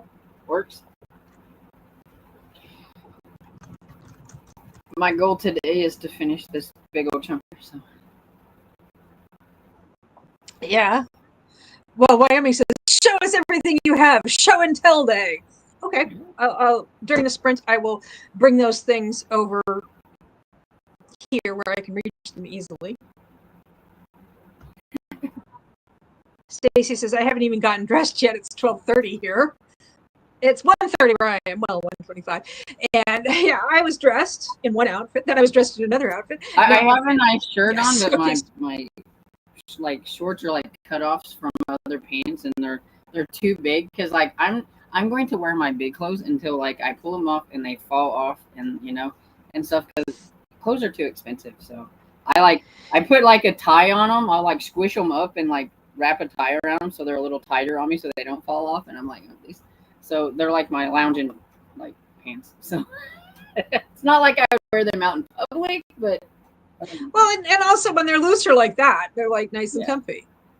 And then like eventually they'll fall off, and you're like, now do I get an extension cord to use as a belt, or do I just?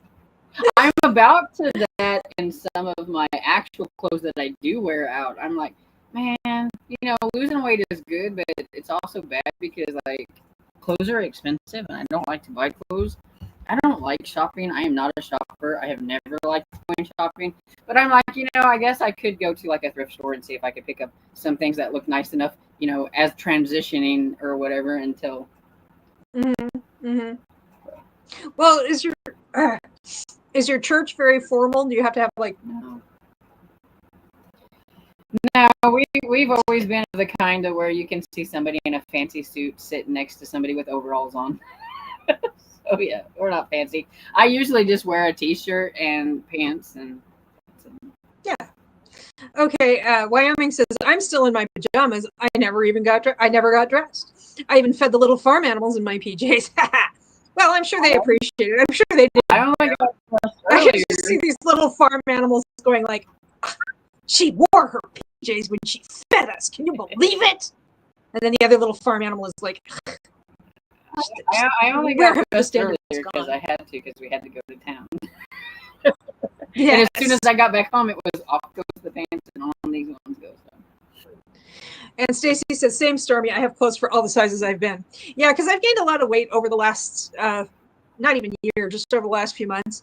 And I'm like, well, I want to get clothes that I feel confident in and comfortable in that actually fit instead of trying to wear something that doesn't really fit or doesn't look right. I have a box of like large and extra large shirts that they're really cool that I've gotten from places and stuff, but they just like too snug and they're like too tight. And I'm like, one of these days, I'm not throwing them away because one of these days I'm going to wear them things. Well, anyway, I just wanted, and also even last year, I was just like wearing the same like 2 or 3 things. And I'm like, you know what? I think it's time for me to get some clothes that I feel good about wearing. Well, if anybody's ever watched my videos for a long enough time, they can tell that I just rotate the same colors over and over again. Okay. Now we are sprinting. Okay, now it's only going to be like 32 minutes, but that's fine. Sprinting until. So I will see you back in about a half an hour. Okay.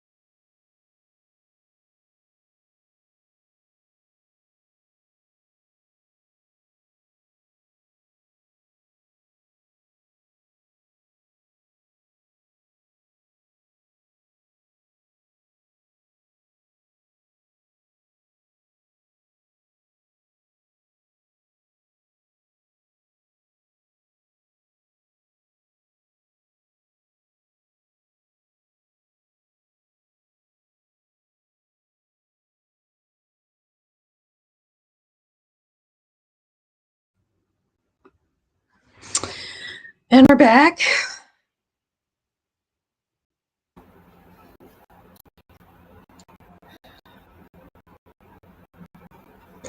Well, I got some of those books put on Goodreads, and I got clean sheets on the bed. So when I go to take my nap, it'll be so nice and cool and crisp. And it looks like there's nobody here right now. Oh, somebody's here. They're coming back. They're like, oh, it's 1 o'clock. I gotta come back. Or, you know, they wanted to eat lunch. Yeah. And talk to their families. If they want to see your clothing, they gotta come back. I know. They and there are more books too. I didn't. Yeah, more books. All right. Yeah, I read a little bit on my ghost stories. So. No, I didn't. I finished the books. I got this much left if I can do it. Now, are you reading it or listening to it? I'm listening to it. Okay. Well, I mean, yeah, I'm listening to it. It's not my favorite narrator because, like, the only story, Dresden File story, I can't get James Marster for is Ghost Story. Who's reading it instead? John Glover. Well, that's to him. Who is an actor, and like if you was to look him up, you'd be like, "Oh, I know him." He's just like one of those kind of actors that he's like in a lot of things and things like that. That guy. And it's not that his narration isn't bad. It's just not James Marster, and so James Marsters. Spike. Off Buffy. Okay. Because I get James Marsters and the guy who played Cyclops. Marsden, I think. Yeah, James Marsden. I tend to get them mixed up. But Violet's like, I'm here, and a couple of other people come by. Okay, I actually did do all of the books, I think. No, I didn't. I don't know. I'm confused. Yeah, I guess I did. Yeah, I did all the books. Okay, clothing. Well, this, for those of you who were here for Midweek Motivation on Wednesday, Gwen is saying something. She's waving. She's like, I'm here. For Midweek Motivation on Wednesday, I already showed this up, but I got a new purse. Oh. I didn't think it was going to be this big. I mean, I measured it because I got it online, and the measurements were online, and then I got it, and I was like, oh, I don't know. I measured it, but it just didn't seem like it would be this big. I'm actually showered and dressed. Yay for being productive. Well, if all you need is to get showered, dressed, and you're productive, that's awesome. Photo finish. I'm back. Okay, so yes, I showed this off. It has this kind of handle. It also has an adjustable strap. It's really big. And it has this nifty Greek key, Greek wave design on the hardware. And also on the purse itself, but it's kind of hard to see. And it came with a little doohickey. I do not know what the little doohickey is for, but it comes completely off. It's a carabiner type clasp. Yeah.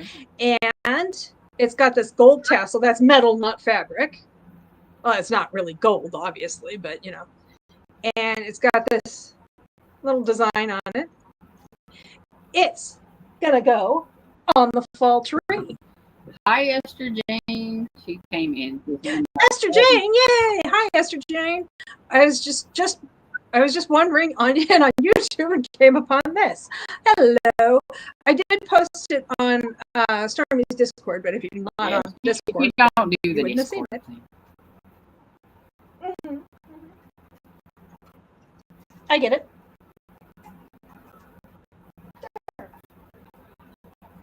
The doohickey is now hanging on the tree. Okay. Now, so that was the purse that many people saw on Wednesday, if you were here for Midweek Motivation. Wednesdays at 2 p.m. Eastern. Okay, I got socks. Appropriately. Hey, Storm, says Esther Jane. Whoa. That's a lovely purse. Lots of room for your books. Yeah. But I have my Kindle in my nifty little Kindle case. Oh, well, that's cool because it looks like a composition book. Okay. I think Yes, you're showing yes. I was showing it yeah, earlier. but I thought it was just a composition book. Oh, yes. I showed it earlier, but it was while you were in transit, so, you know. That's cool. I like that. It's a Kindle case. When I got this, I got $10 off of a $20 purchase. Well, if my purchases add up to $20 or, you know, whatever, I get $10 off at CVS. They gave this to me when I got my flu shot. And a bag of popcorn. Small snack-sized bag of popcorn, which is pretty good, actually. And Esther Jane says, no Discord. Yeah, not everybody does. And then she says, I've been making a middle grade list for Halloween. Where's my middle grade?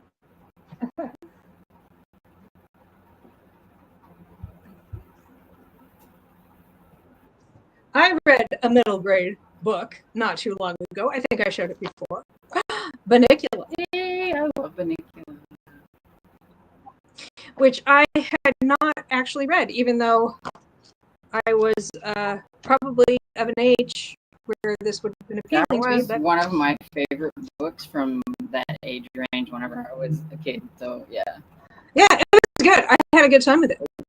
I found it in a little free library just after Tara was talking about it the other day on I Lives. read all 7 of them now, and I didn't realize that they had like a little kind of spin-off. It's like for even younger readers or whatever, and it's with you. I don't think you've met him yet, but there's a younger like puppy that comes into play, and it's kind of like his like storytelling or whatever. So it's like for younger ones.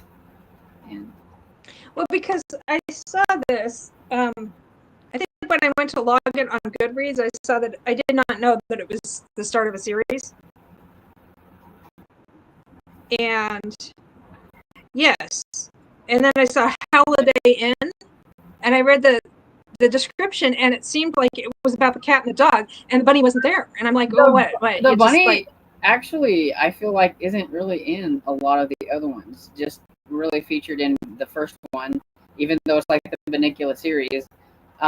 You might get mentions of him, but like when they go places, they can't take the bunny with them, so the bunny stays in the cage at home, but the dog and the cat can go. And so it's like, that's not fair. Yeah, but then it was like, we were on holiday, and the bunny was doing stuff, presumably. It's like, dude, really? Okay. Esther Jane has something to say. I got some off the video, and I asked people from Facebook book groups and got some too. Yeah, I don't really know that much about middle grade, because, I mean, I found Bunnicula, she wanted some like Halloween books that didn't have ghosts and monsters in them, and I was like, I can't think of any. All the ones I know have ghosts and monsters in them. I feel like there was something about Halloween with the Moffats, maybe, and possibly also Encyclopedia Brown. But it was just like stories that took place in and around Halloween without having the monsters and the ghosts. And I feel like there was probably a Beezus and Ramona like that too. Because I know Anyway, I got. Oh, here we go. Stacy says, "Gotta run. Have a fantastic day." Well, now that she's dressed and showered, you can't. There's no stopping her. There was a reason why she had to get dressed and showered. She had to go. Yeah. Well, thank you for joining us for the. She was here for quite some time. I mean, I've been at it for like over 3 hours now. Okay, socks. I got socks. Awesome. Socks got Socks. Oh, I like that color. Mm-hmm. Oh, that's a pretty color. These are actually kind of a gray green. Now, did you get these off the internet, or did you go to a store? These came from the internet. I'm always worried about ordering things off the internet because I got some pants one time off of the internet, and I don't know what they're at that time I was in a 4X, and I don't know what their 4X and my 4X was two different things because I had clown pants. I was like, you remember like MC Hammer? I had MC Hammer pants. They were so out here baggy, like the hip part. I could like pull them way out here. I was like, what the heck? After that, I was like, maybe I don't want to order things off the internet. I did order a pair of jeans that haven't gotten here yet. So I'm hoping I won't have to send them back because that's just like a pain in the neck. I got these at Marshall's and I tried them on. They're dark blue. The ones that are coming sometime next week are like lighter blue.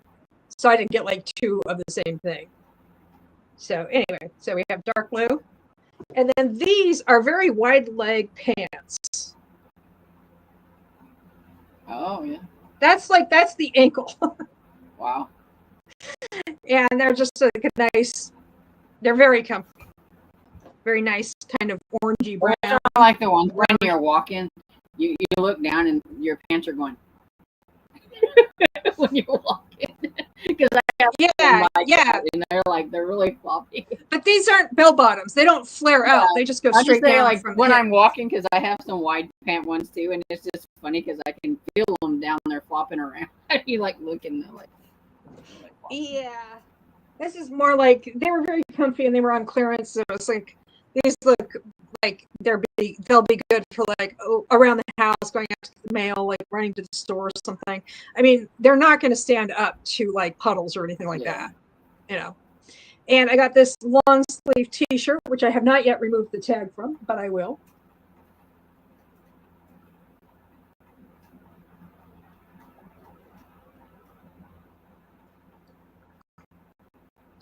It's kind of a plum purple. It's a nice color. Whoops. Come on. In 1982, there was a cartoon of Bunnicula. But I've heard of that. And I think somebody had said like they've seen it on YouTube. I need to look it up and see. And this one, I thought it was going to be more of a pink, and it's kind of more of like a pale coral orange kind of color, which is fine by me.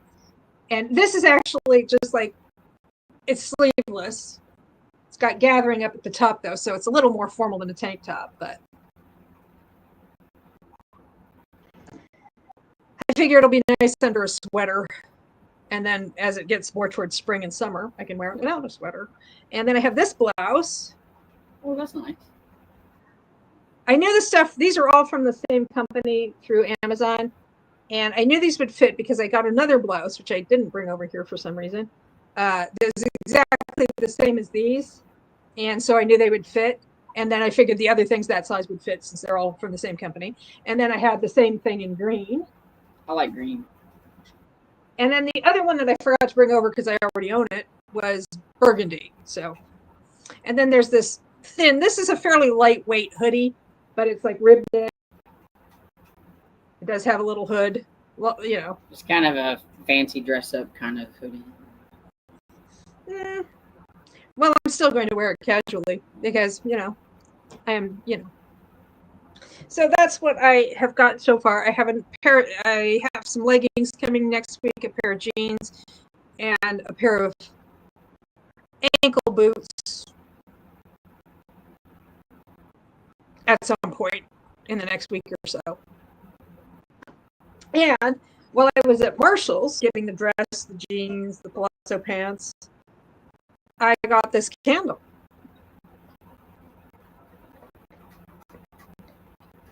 How many candles do you have? A lot.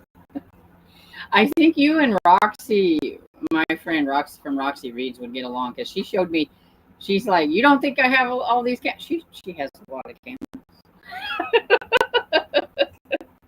I was like, okay, wow. She like has tubs and tubs of candles and things. Well, I don't keep them in tubs. They're just like scattered around. So anyway, so this is like, it is cardamom pomander, you know, those things that people would carry around and sniff them because everything was so stinky in the past. Those round balls. And so it's cardamom. Oh, there we go. Gwen says, love the hoodie. I like it too. Anyway, this is kind of, when I went to pick it up, when I went to remove the lid, it turns out that it works like that. And this is tin. Yeah. And then this is what it looks like underneath. Cool. And it smells like cardamom. It's just like lovely fall, winter baked goods. Spice merchant. Esther Jane says, I just looked on YouTube and there are some of those videos from a series that looks like it was in the UK. I wonder if she's talking about Banicula, maybe. Huh. Banicula from the UK.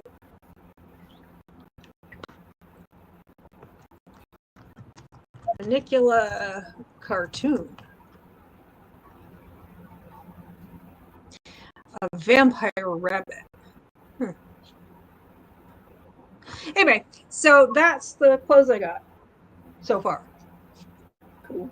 Socks. I like the socks. Those are pretty. They're like, I don't know. She had these clothes. I don't know. There were some socks. They were okay. Yes, she says that was what she was talking about. Cool.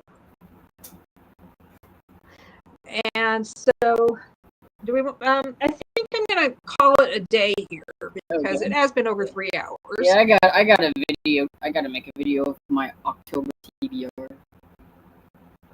Yes, I posted a video like last week, and I haven't made any more since pre-recorded. Of course, I've been doing live streams, and I would just like to remind people, for them who are interested and have the time, on Wednesday at 2 p.m. Eastern, I will be hosting a midweek motivation, and this week I will be reading and recapping as I go "Wife Errant" by Joan Smith, which is a Regency romance published by Fawcett Crest. 188 pages long, so I should be able to finish it during the stream.